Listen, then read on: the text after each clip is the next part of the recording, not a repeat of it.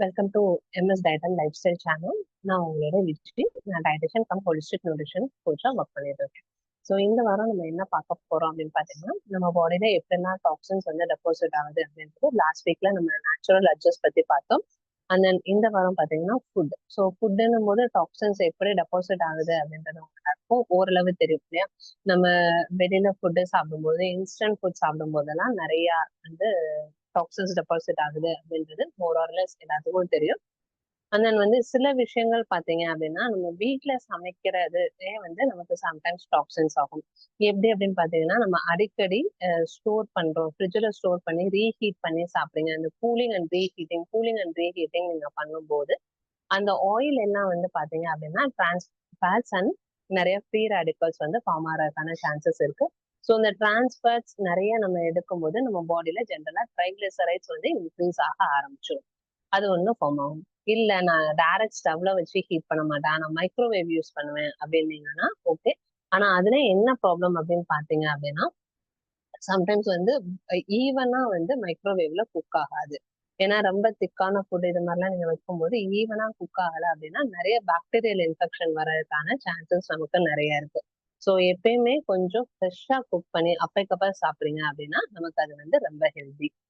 அதுக்கு அடுத்து வந்து நமக்கு இன்னொரு வகையில என்ன அப்படின்னு பார்த்தீங்கன்னா, நம்ம வந்து packing food. So packing food, instant food இதெல்லாம் வரும் ஒண்ணு. இன்னொன்னு வந்து ஜென்ரலா அப்படின்றது பாத்தீங்கன்னா, நம்ம சம்டைம்ஸ் வந்து அவசரத்துக்கு இஞ்சி பூண்டு பேஸ்ட், இந்த புளியோதரை பொடி அப்படின்றது இன்ஸ்டன்டா நீங்க உடனே வாங்கி யூஸ் பண்றீங்க அப்படின்னா ஓகே. இல்ல ரெகுலரா தான் நான் கடையிலேயே வாங்கி நான் யூஸ் பண்ணுவேன் அப்படின்னா அந்த ஹேபிட்லாம் கொஞ்சம் சேஞ்ச் பண்ணிக்கோங்க.